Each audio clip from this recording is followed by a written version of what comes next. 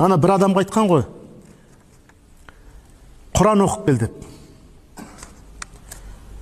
Тез оқып кетті. Болдым, қатым қылдым деп. Сосын айтты, онда ұстазыңның алдында отырғандай оқып кел депті. Онда әрбір аятты оқып отырғанда мен ұстазымның алдында отырмын деп. Сөйтсе ана бір ай уақытын апты.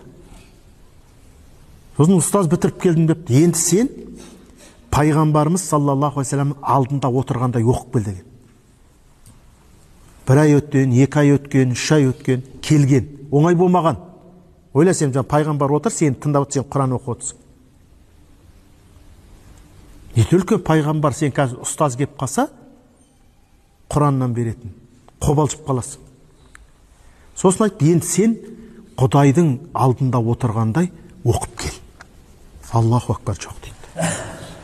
Ол оңай емес. Әрбір жаңағы мән беріп, сондықтан Құранды біз сондай деңгейде оқуымыз керек, құрметті бауырлар. Жеңіл қарамаңыздар. Уақыт табыңыздар. Уақыт. Бұл мүмкіндік қайтып берілмейді адамға. Бұл мүмкіндік қайтып берілмейді. Мен мына жастарға айтып отырмын. Қазір жаттап қалмасаңдар Құранды, қойт қандай қызметте бол. Ол мүмкіндік қайтып келмейді.